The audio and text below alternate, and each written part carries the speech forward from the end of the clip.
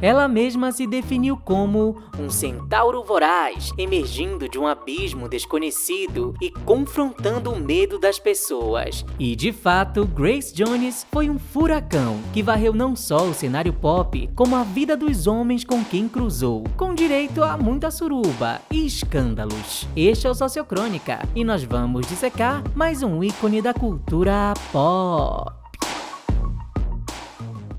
Nascida na Jamaica numa família extremamente religiosa e rígida, filha de um clérigo que a espancava como forma de educar, é até um milagre que Grace Jones tenha se tornado o ícone controverso que foi, mas como ela mesma contou em sua polêmica autobiografia de 2015. Já cheguei chutando tudo, fula da vida, saí de minha mãe primeiro pelos pés. Ter um irmão gay quase da mesma idade com certeza ajudou, já que quando a família Jones se mudou para os Estados Unidos, Grace rapidamente mergulhou na contracultura de lá, da década de 60, com suas droguinhas, liberdade sexual e clubes gays. E foi aí, com apenas 18 anos, que ela encontrou o segundo homem, depois de seu pai, que a tentaria impedir de ser o que queria. Ninguém menos que John Casablancas, o cara responsável por lançar as famosas supermodelos, incluindo aí Gisele Bündchen. Segundo Casablancas, só havia espaço para uma modelo negra por vez, e no momento, já tinha Beverly Johnson. O que a Grace Jones fez então?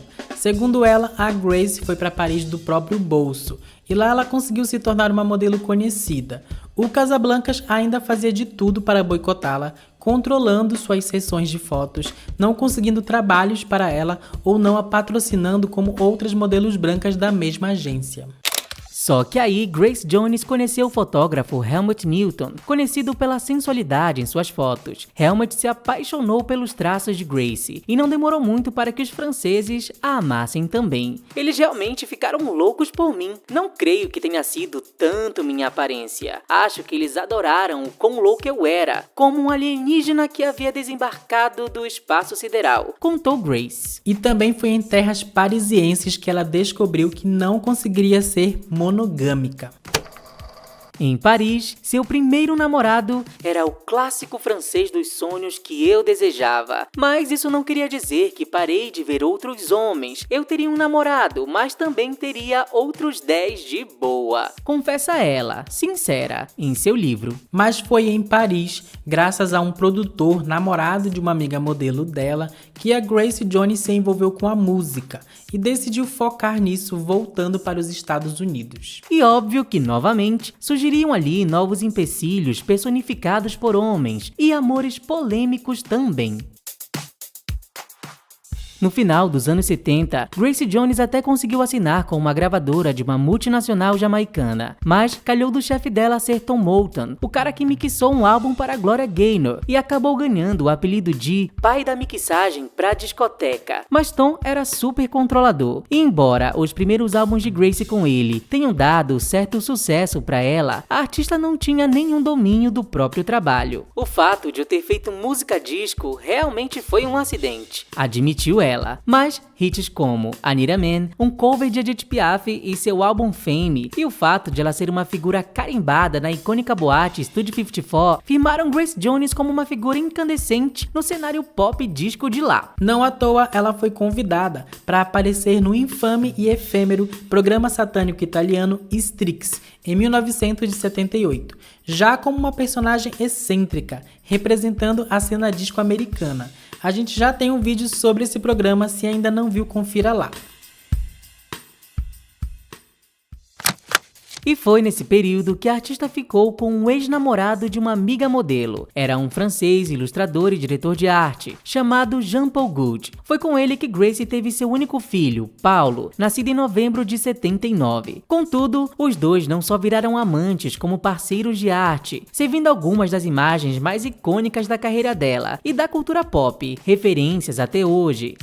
Em Arm Leather de 80, Goude trouxe a Grace Jones andrógena de cabelos curtos, porém elevada à 10ª potência no disco seguinte, Night Clubbing de 81. Ainda em 78, para uma revista, Goude criou com alguns dos primeiros retoques digitais uma Grace semi-nua, segurando um microfone numa posição quase impossível de reproduzir. Ela gostou tanto que usou a foto em seu primeiro compilado de sucessos, o Aslan Life de 85, mesmo ano por sinal em que fez um comercial de carro para para a Citroën, ao lado de Jean-Paul Gaultier, e os dois alavancaram as vendas da empresa, por sinal.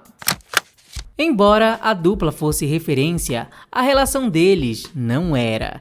Isso porque talvez Jean-Paul só preferia usar a mulher como trabalho. Eu não tinha intenção de ficar com ela, não estava feliz, admitiria ele mais tarde e completava, mas fiz meu melhor trabalho com ela. Já Grace confessou que Jean-Paul nem era seu tipo, mas foi o único homem que a deixou de joelhos. E olha que, segundo ela, Grace tinha problemas de culpa quanto ao sexo, devido à sua criação cristã. Sou uma mulher difícil de gozar, uma mulher muito difícil de gozar, e não vou fingir, contou em 2015 ao The Guardian. Não ajudava o fato de Grace se pressionar, achando que precisava ser perfeita para ele, já que o tinha como muito intelectual. Aceitei isso como um fardo porque eu amava muito, deveria só ter dito foda-se, contou. Jean-Paul também era um pouco controlador, tanto que por causa dele, Grace Jones não participou do filme Blade Runner de 82, já que o francês tinha uma rixa com o diretor do filme, o Ridley Scott. Então, Grace gostava de provocar Jean-Paul para chamar atenção, e as brigas incendiárias deles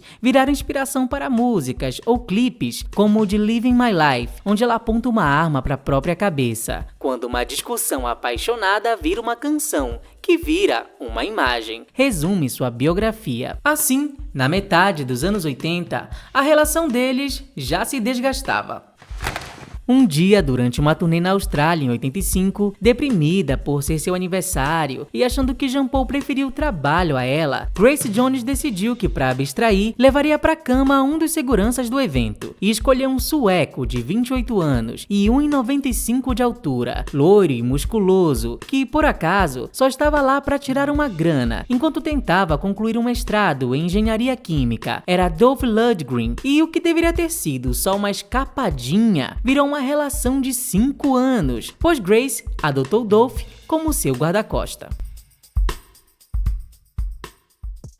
A coisa então virou outra relação picante, mas conturbada. Além disso, por serem duas figuras com uma presença tão forte visualmente, eles logo viraram ícones no cenário de lá.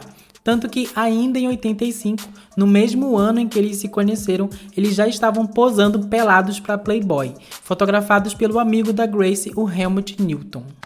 O ensaio virou outra referência até hoje, embora, segundo a artista, as fotos só tenham acontecido porque ninguém menos que Andy Warhol, ícone da pop art, queria saber o tamanho daquele órgão íntimo sueco. Assim, Warhol agendou um ensaio de casal com Helmut Newton, e quando Grace chegou lá, Dolph já estava até de cuequinha. Nos deixar nus era a intenção o tempo todo planejada entre eles. Andy queria saber se eu estava em boas mãos. Era a forma de ele mostrar que se importava, conta Grace, passando pano pro seu amigo safado, já que eles eram bem unidos. Não que o Dolph Lundgren realmente se importasse, ele nem queria ser engenheiro como o resto da família, mas ele queria ser famoso. E vindo da classe média alta, não demorou a se ver num badalado mundo com drogas e festas que iam até o amanhecer ao lado de David Bowie e Michael Jackson. Você podia usar drogas abertamente num restaurante em Nova York nos anos 80 e ninguém diria nada, nem mesmo os garçons, contou ao jornal The Sun. No início, como em toda a relação, tudo sempre parecia muito maravilhoso. Em sua autobiografia, Grace diz que Dolph salvou a vida dela, pois não havia como uma pessoa imatura e ele era um gigante gentil, muito escandinavo em relação ao sexo. Ele não era do tipo ciumento, era bem aberto. Traduzindo, os dois logo mergulharam em orgias a 3, 4 ou 7 pessoas, como contou Dolph ao The Sun. Aquilo acontecia em ocasiões com ou sem a Grace. Às vezes ela levava uma namorada para casa e depois eu tinha que levantar para o trabalho no dia seguinte. Esse tipo de coisa. Eu diria que na maioria das vezes foram 4 ou 5 garotas. É ótimo em teoria, mas quando você tem que se levantar e lutar contra Sylvester Stallone pela manhã, não é uma coisa tão boa. Isso porque não demorou para Grace Jones abrir as portas de Hollywood para o seu namoradão loiro. Ela mesma já fazia filmes desde 73 com A Guerra de um Homem. Mas com Conan, o Destruidor, de 84, a cantora conseguiu ser elogiada por sua guerreira bruta andrógena. Então, ao ser chamada para fazer um filme de James Bond de 85, o Na Mira dos Assassinos, Grace enfiou Dolph numa ponta como seu segurança. Daí não foi difícil fazer Dolph pegar o papel do russo gigante, que quase derruba o boxeador mais famoso do cinema, Rocky, ainda no mesmo ano de 85. Ou seja, em menos de um ano, o sueco de quase 2 metros deixou de ser só o namorado de Grace Jones para ser uma estrela. Isso acabou rapidamente com o nosso relacionamento, contou ela. Hollywood nos separou e havia o ego. Do nada, o ego que Dolph não possuía, agora ele tinha, disse ela. Pois, segundo Grace, às vezes os produtores só queriam Dolph Lundgren se ela estivesse junto. Já o Dolph diz que foi ela quem se sentiu afetada. No fim, o que se sabe é que chegou um momento em que Grace já estava atacando fogo nas calças de Dolph durante uma briga, ou atravessando a cidade com 2 amigas com uma arma de fogo na mão, para obrigá-la a voltar para casa na base da ameaça mesmo. Eu estava desesperada, contou.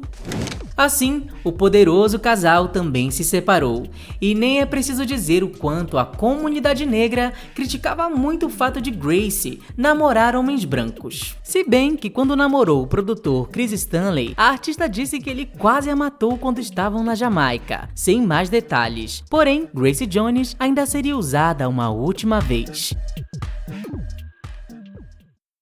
Hey sócios, uma pausa aqui rapidinho para você deixar seu like e para dizer que se você gosta do canal e deseja manter o Sócio Crônica na ativa, a partir de R$5 você já pode nos ajudar através da nossa campanha de financiamento coletivo no Apoia-se. Confiram lá pelos links na descrição ou pelo QR Code na tela. Obrigado pela atenção, agora vamos lá. Já no final dos anos 90, ela estava na Bélgica, quando se envolveu com outro guarda-costa, um turco muçulmano chamado Attila Altanbey. Mas a família dele não aprovou a relação, então os dois fugiram para cá, pro Brasil, onde se casaram escondido lá no Rio de Janeiro. Dizem que esse casamento foi invalidado por supostamente descobrirem que o padre que realizou a cerimônia era gay. Então foi o próprio pai da Grace Jones que os casou de novo. E ela conta que só na hora de resolver a papelada, ela descobriu que tinha o dobro da idade do marido dela, que na época não tinha nem 25 anos. E ele foi, até hoje, o único homem com quem ela realmente se casou. Um dia, porém, durante uma briga, Attila levantou 2 facas de cozinha na direção de Grace, e aquilo foi o suficiente para eles terminarem. A questão é que o turco simplesmente desapareceu depois, e por muito tempo ficou a lenda de que Grace Jones estava presa a um marido sumido, sem poder realizar o divórcio. Só que bem recentemente, agora em outubro de 2021, saiu uma nota numa página de Facebook dizendo que o Attila tinha morrido com apenas 45 anos. Mas essa nota não dava nem a causa do óbito, só dava um endereço de sepultamento, e você não encontra mais nada na internet em outros sites confiáveis ou grandes, e nem a própria Grace Jones se pronunciou aparentemente, então tudo continua um grande mistério. Mas desde lá ela se mantém em relações abertas ou tem escondido melhor sua vida privada da mídia. E embora tenha ganhado fama de reclusa, a verdade é que no fim Grace Jones, hoje com 76 anos, já se decepcionou com tudo. Não à toa, seu último álbum, o Hurricane, saiu lá em 2008, pois nos anos 90 ela se cansou do que a indústria pop e musical se transformou. Mas ela ainda está na ativa, aqui e ali. Ela até fez um show beneficente em São Paulo, já apareceu em música da Beyoncé, do Gorillaz e até pagou a própria língua lançando uma autobiografia em 2015, que em tradução livre fica Eu Nunca Escreverei Minhas Memórias, uma ironia que faz referência à sua música Art Group. Nesse livro, a Grace resume a sua época como: foram tempos diferentes. Hoje preferem praticar violência a falar sobre sexo. E diz como ainda prefere a autossuficiência a se vender. Muitas mulheres foram colocadas nessa situação, mas eu era um tigre. Eu só não queria vender minha alma e não poderia ter convivido comigo mesma. Ficaria muito infeliz se tivesse me vendido. Eu provavelmente teria me matado.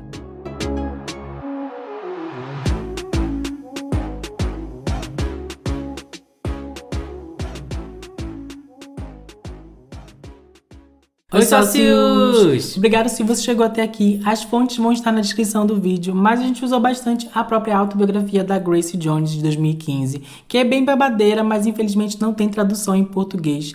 E a gente decidiu falar dela de novo porque mês passado foi aniversário dela, e a gente já falou dela no canal 2 vezes, mas são vídeos bem antigos, bem ruinzinhos, bem toscos, que complementam esse, mas se você tiver coragem, tiver paciência de ir lá conferir, fica aí a dica. Aproveitar também para mandar um beijo pro Kioma, que é o ilustrador, que é nosso amigo, e ele mandou esse quadro da Grace Jones, essa pintura da Grace Jones. Vou deixar o link aí na descrição, que ficou ilustrando o cenário, caso você queira conferir.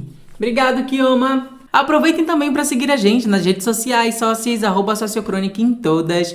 Muito obrigado pela companhia, ficamos por aqui, não esqueçam de curtir e compartilhar com outras pessoas.